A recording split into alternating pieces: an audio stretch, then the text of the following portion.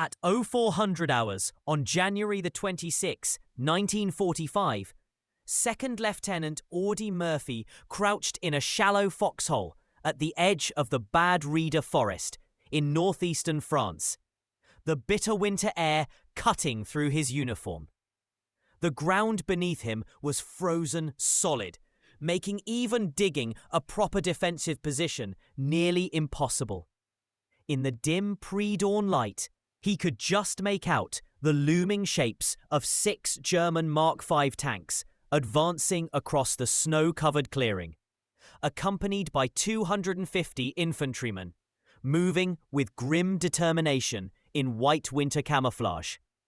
Murphy's command, Company B of the 15th Infantry Regiment, 3rd Infantry Division, had been reduced to 18 men from an original strength of 120, most of whom had already been killed or wounded in brutal combat over the previous 2 days.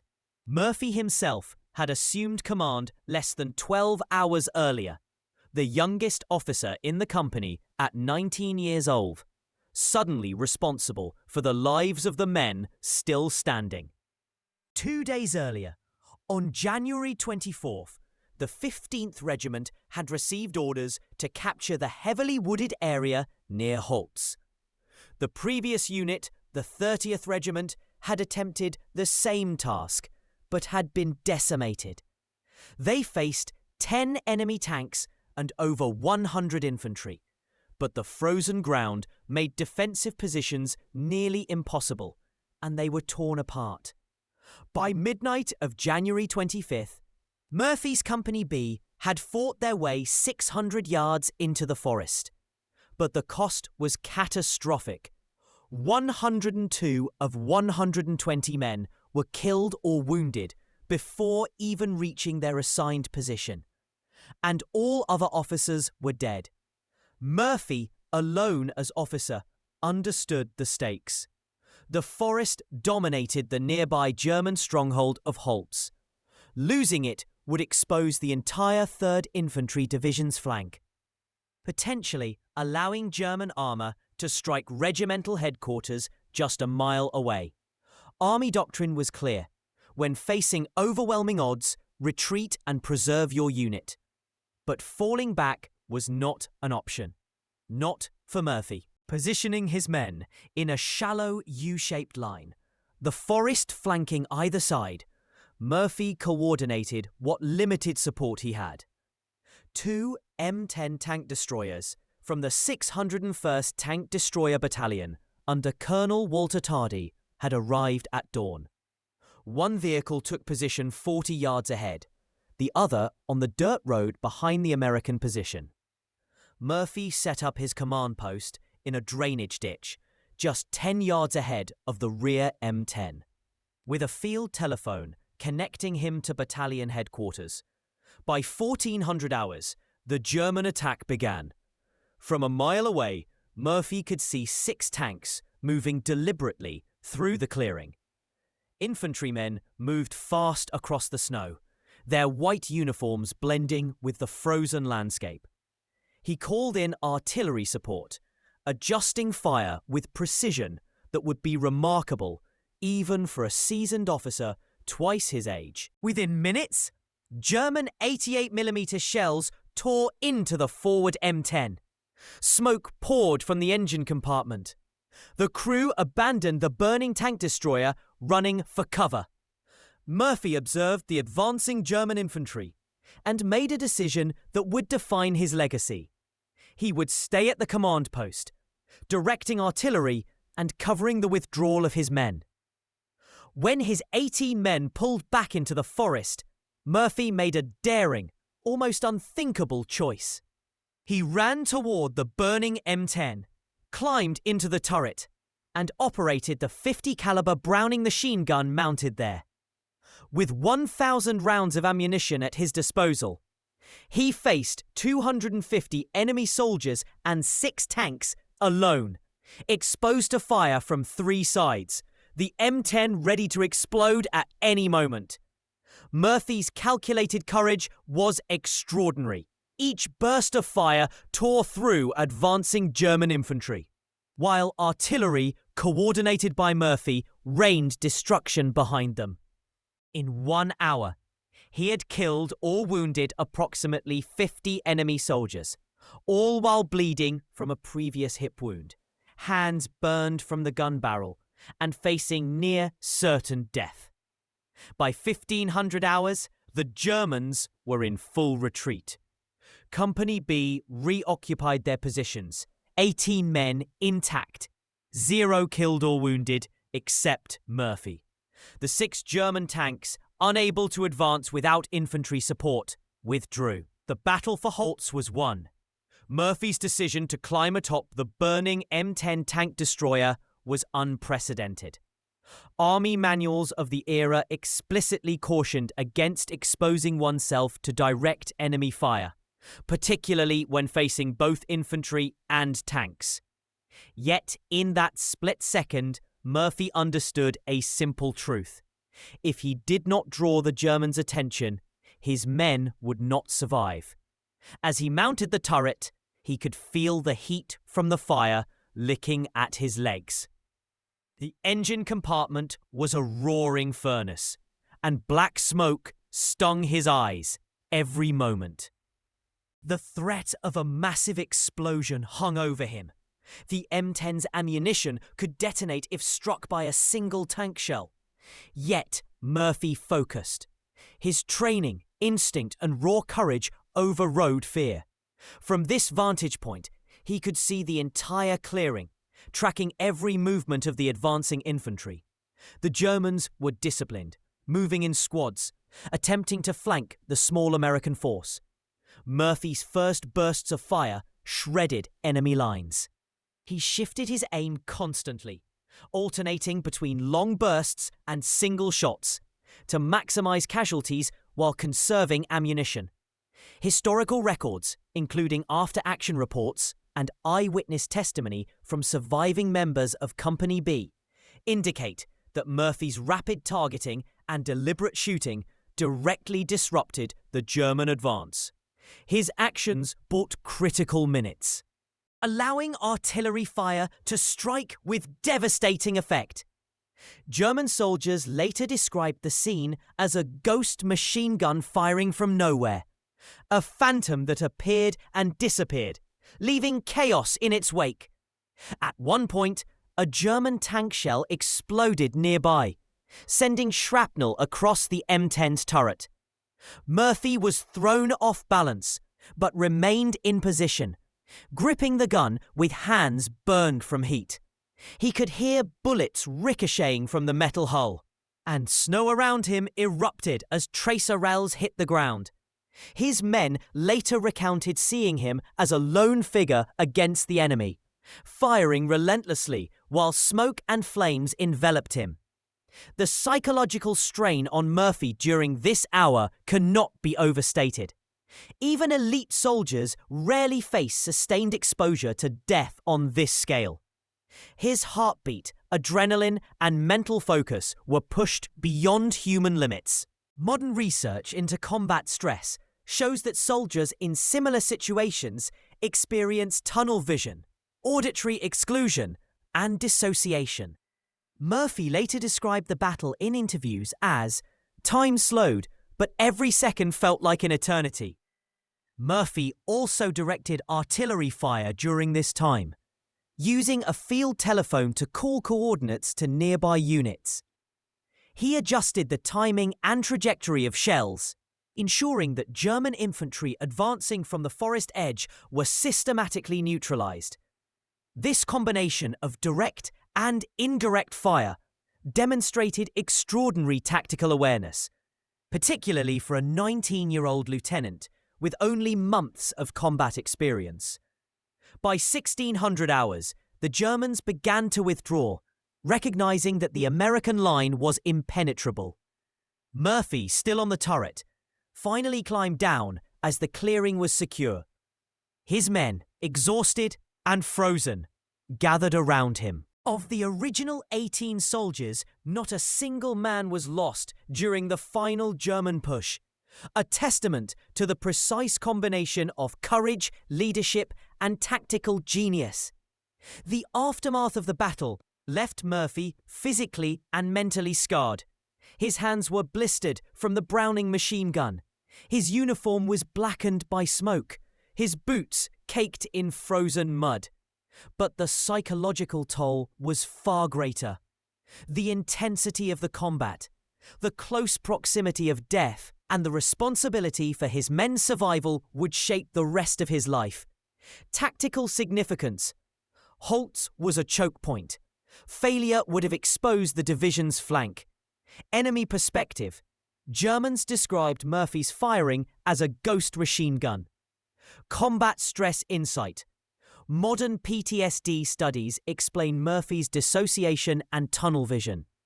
Artillery coordination. Murphy was not just firing, he was directing combined arms, showing exceptional leadership. This segment sets the stage for Murphy's recognition, rise to fame, and post-war life, linking the immediate heroics to his long-term struggles with PTSD. Next, we can move to segment 3, which will cover Murphy's immediate recognition and awards, including the Medal of Honor, interviews and media coverage while still in Europe, transition to post-war fame, Hollywood offer, and early acting struggles. The aftermath of the Holtz engagement was both chaotic and transformative. While the battle itself had lasted only a few hours, the implications of Murphy's actions reverberated through the US Army.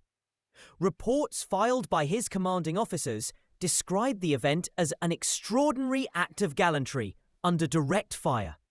The official Medal of Honor citation would later state that Murphy had single-handedly held off an entire enemy battalion, covering the withdrawal of his men under extreme peril. Within days, Murphy became a symbol of courage. Letters poured into the army from civilians, politicians, and veterans praising his bravery. Newspapers in New York, Chicago, and Los Angeles ran front-page stories detailing his exploits. The timing was fortuitous. America was emerging from the shadow of the war in Europe and the Pacific. Heroes were needed, figures who could embody the sacrifices of millions of soldiers. Murphy fit that narrative perfectly. In March 1945, he participated in the Rhineland Crossing, one of the final major offensives into Germany. Murphy's role as a liaison officer at regimental headquarters meant he was rarely in frontline combat again. But he witnessed critical operations, including the capture of Nuremberg in April 1945. Through it all, reporters followed him. He gave interviews, appearing in newsreels that played in theaters across the United States. By the time Germany surrendered on May 8th, Murphy was already recognized by the public as a living legend. The Life magazine cover story in July 1945 solidified his status. The headline read, "Most Decorated Soldier." The accompanying photograph was striking. Murphy in dress uniform, ribbons and medals gleaming, his gaze calm but resolute. Hollywood took notice. Actor and producer James Cagney, known for helping returning veterans, saw the cover and contacted Murphy through military channels. Cagney offered to help Murphy transition to an acting career, recognizing his natural charisma and story appeal. Murphy was initially skeptical. He had no formal education beyond 5th grade and had worked manual labor jobs before enlisting. Acting seemed a world away from the frozen forests of France and the smoke-filled turret of a burning tank destroyer. Yet Cagney was persistent, and Murphy accepted. His discharge from the army came on September 21st, 1945, with the rank of first lieutenant and a 50% disability rating for combat fatigue, a term now recognized as post-traumatic stress disorder, PTSD. Murphy returned briefly to Texas, reconnecting with siblings and the remnants of a fractured family. His mother had died in 1941, and his father had abandoned the family years earlier. By October 1945, he was in Hollywood, facing the daunting challenge of transforming from decorated soldier to film actor. The transition was far from smooth. Murphy's early roles were small, often uncredited parts, and he initially struggled with the technical demands of acting. Directors criticized his soft voice and stiff demeanor. Film critics described his performances as wooden, a term that could have crushed a less determined individual. Murphy was relentless. He took acting lessons from Estelle Harmon, studied dialogue by reciting Shakespeare and William Saroyan, and meticulously observed other actors to understand timing and projection. Over the next decade, Murphy steadily honed his craft, gradually emerging as a credible actor capable of carrying dramatic roles. The turning point came in 1955 with To Hell and Back, the film adaptation of his autobiography. Universal Studios cast Murphy to play himself, a rare decision that highlighted both his authenticity and fame. The film meticulously recreated his combat experiences, culminating in the harrowing Holtz tank destroyer scene. Practical effects, including real fire and explosions, recreated the intensity of battle. Murphy later admitted that filming this sequence triggered vivid nightmares, a reminder that the war never truly left him. The film's release in October 1955 marked a historic moment. To Hell and Back became Universal Studios' highest-grossing film until 1975, earning over $6 million domestically and ensuring Murphy's financial stability. Yet wealth did not bring him peace. PTSD continued to haunt him. Nightly nightmares, violent reactions, chronic insomnia, and an addiction to prescription sleeping pills. A common and under-discussed side effect among veterans of the era. Combat fatigue in the 1940s. At the time, psychological trauma was poorly understood, and treatment was rudimentary. Murphy's experiences foreshadowed modern PTSD recognition. Hollywood's veteran embrace. Cagney's intervention was part of a broader post-war patter. Veterans gain visibility and income. Murphy's story was ideal for cinematic dramatization. Authenticity on screen. His combat knowledge translated into realism, influencing how war films portrayed soldier movement and tactics. Residual fame. Murphy's continued appearances in media helped destigmatize discussion of wartime psychological trauma, decades before official recognition. While the world celebrated Audie Murphy as a war hero, few understood the internal battles that he fought daily. The bravery that had made him famous at Holtz was mirrored by the struggle he faced long after the last shots were fired. Murphy had survived unimaginable trauma, but the psychological scars were profound. Even after becoming a wealthy and recognized actor, Murphy was haunted by relentless nightmares. He would wake in the middle of the night, drenched in sweat, reliving combat scenes with terrifying realism. Sometimes he would wake, gripping his wife Pamela, mistaking her for a German soldier. To cope, Murphy kept a loaded Colt 45 pistol under his pillow every night for the rest of his life. His insomnia was chronic, often stretching into days of sleep deprivation. Doctors in the 1950s and 60s frequently prescribed sleeping pills, believing they were a safe solution for war-induced insomnia. Murphy, like many veterans, became dependent. He later described the addiction as brutal, a constant shadow over his life. In 1966, he made a bold decision to quit cold turkey. He locked himself in a motel room for a week, enduring severe withdrawal, hallucinations, seizures, and agonizing physical pain. Despite his wife's pleas to seek medical help, Murphy insisted on enduring the ordeal alone. By the end of the week, he emerged clean, never to take sleeping pills again. Murphy's personal suffering became the foundation for his advocacy. At a time when veterans were expected to remain silent about their trauma, Murphy spoke openly about nightmares, insomnia, and dependency on medication. He wrote articles for veteran publications, appeared on talk shows, and testified before Congress, advocating for proper mental health care for combat veterans.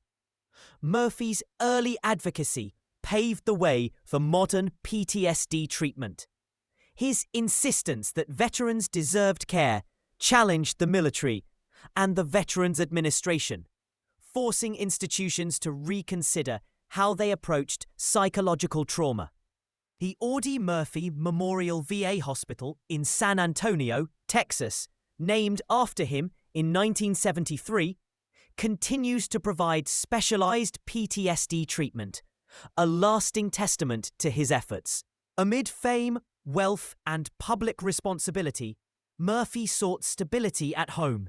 He married actress Wanda Hendricks in 1949, but the marriage was brief and troubled, ending in divorce by 1951. That same year, he married Pamela Archer, a former Army nurse and airline stewardess.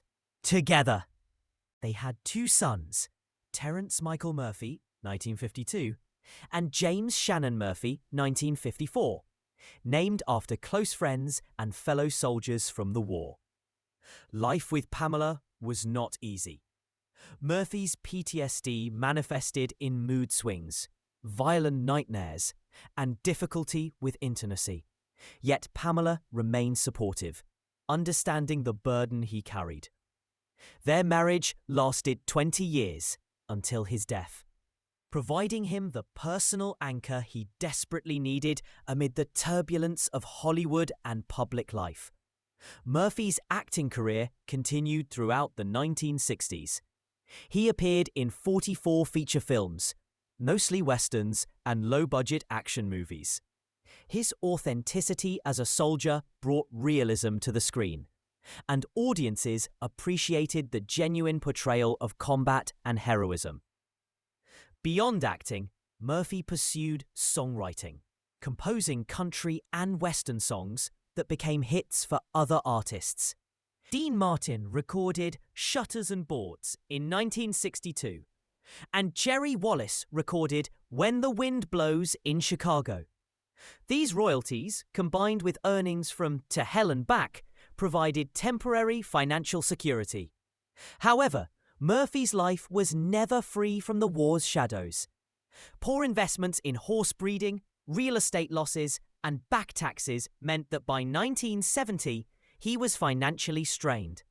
He accepted any acting job, appearances at car dealerships, and promotional events to meet obligations. Despite personal and financial struggles, Murphy remained a voice for veterans. In 1968, he delivered a speech at the Alabama War Memorial dedication, reading his own poem, "Freedom flies in your heart like an eagle." The poem honored soldiers who had died in combat and reminded survivors of the sacred duty of remembrance. It was later set to music as "Dusty Old Helmet" by Scott Turner, spreading Murphy's words to a broader audience. By the early 1970s, Audie Murphy's life had become a complex mixture of fame, financial stress, and lingering war trauma. Though he had survived the most lethal battles of World War II, his greatest challenge remained navigating the unpredictable currents of civilian life. Despite previous successes, Murphy's financial stability was under threat. Bad investments in horse breeding ventures, real estate losses, and back taxes owed to the IRS forced him to maintain a relentless work schedule. He accepted any acting job offered, from low-budget westerns to small guest appearances, and frequently travelled for promotional events at car dealerships, shopping malls, and public gatherings, earning fees that helped him cover debts. Murphy's life had become a balancing act between public expectation and private necessity. While fans continued to see the charismatic, heroic figure on screen, behind the camera, Murphy wrestled with the ghosts of combat, financial worries, and the weight of responsibility to his family. On May 28, 1971, Murphy boarded a private Aero Commander 680 aircraft in Atlanta, Georgia. He was traveling to Martinsville, Virginia, to meet with a potential business partner about a new venture. Pilot Vincent Teresina, a licensed commercial pilot. Passengers Murphy, the plane's owner, and 3 other businessmen. 6 people total. As the aircraft crossed the Blue Ridge Mountains, it encountered severe weather and heavy fog. Visibility dropped nearly to 0. The pilot attempted instrument navigation, but the aircraft crashed into Brush Mountain at high speed, striking trees and disintegrating on impact. All 6 aboard were killed instantly, including Murphy. The crash site, hidden in dense forest and rugged terrain, was not located for 3 days. Murphy's identification was confirmed through military ID tags and dental records. The news of his death shocked the nation. A man who had defied death repeatedly on the battlefield now perished in a sudden, random accident. Murphy's funeral services reflected both his military and Hollywood stature. 2 ceremonies were held. Hollywood, California. Thousands of fans and colleagues attended, honoring his cinematic legacy.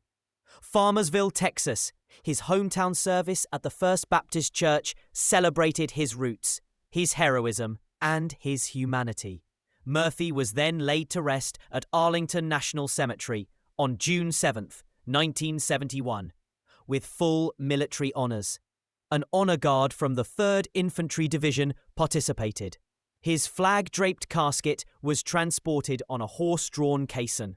A riderless horse with boots reversed in the stirrups followed, a traditional tribute to fallen soldiers. Veterans who had served alongside Murphy, many of whom owed their lives to his actions at Holtz, attended from across the country. The grave, Section 46, Plot 1661, became a symbol of sacrifice and valor. In January 2000, the village of Holtzville, France, erected a permanent memorial at the site of Murphy's heroic stand. The 8-foot stone monument, with a bronze relief of Murphy firing his machine gun from the tank destroyer, overlooks the battlefield. The plaque commemorates the 3rd Infantry Division and CC-4 under the 1st Army. The inscription honors Murphy's decisive action on January 26, 1945. Visitors can stand where Murphy fought, looking toward the same village he defended, with forests, roads, and the clearings still resembling the 1945 battlefield. This memorial ensures that Murphy's heroism is not only remembered, but experienced by those who visit. Murphy's actions at Holtz reshaped American military thinking. Before Holtz, doctrine emphasized strict unit cohesion, often discouraging individual heroics. Murphy's stand demonstrated that a single soldier, acting decisively in the right position, could alter the course of battle. Modern Special Operations Forces trace doctrinal inspiration back to examples like Murphy's. His approach highlighted initiative, courage, and situational leadership under extreme duress. Murphy's advocacy had a lasting effect on how the US treats combat trauma. He spoke openly about PTSD, challenging the stigma surrounding mental health for veterans, testified before Congress, wrote articles and gave speeches to veteran organizations, advocated for funding research into combat-related psychological trauma. His efforts directly influenced the establishment of comprehensive PTSD treatment programs in VA hospitals, leading to specialized care still provided today at the Audie Murphy Memorial VA Hospital in San Antonio. Murphy's legacy continues in multiple arenas: West Point and Army War College. Murphy's Holt's action is studied as a case study in leadership under fire. Museums, his personal items, medals and film memorabilia are displayed at the National World War II Museum in New Orleans and the Audie Murphy American Cotton Museum in Greenville, Texas. Annual commemorations. Every January 26th, ceremonies in Arlington, Holtz, and Greenville honor Murphy's heroism and keep his story alive. He never sought fame. He rarely claimed the title of hero. Yet, his courage, selflessness, and advocacy left an indelible mark. 18 men survived because of his actions at Holtz. Veterans gained a voice in the early fight for mental health recognition. Generations of Americans learned what heroism truly means. Murphy's story reminds us that true heroism is measured not by medals, fame, or accolades, but by the choices made when lives hang in the balance. He stayed when others might have fled. He acted when hesitation would have been safer. Audie Murphy's name endures, not as a Hollywood legend, but as a living symbol of courage, sacrifice, and the human capacity to endure and inspire. Audie Murphy's story is not just about medals or fame. It is about courage in the face of impossible odds, the cost of war on the human spirit, and the power of one person to change the course of history. From a small town in Texas to the battlefields of Europe, from Hollywood lights to the halls of Congress, Murphy's life reminds us that heroism is measured by action, sacrifice, and the lives touched along the way. His legacy lives on in memorials, museums, military education, and the hearts of those inspired by his example. Every January 26th, when veterans and civilians alike honor his bravery, we are reminded that ordinary people can achieve extraordinary deeds when they act with courage and conviction. If Murphy's story moved you, take a moment to like this video and subscribe. Share it with friends and family to ensure that the lessons of history and the memory of true heroism are never forgotten. Leave a comment below telling us where you're watching from and how Murphy's story inspired you. By remembering Audie Murphy, we honor not only one man, but all who risk everything for the lives of others.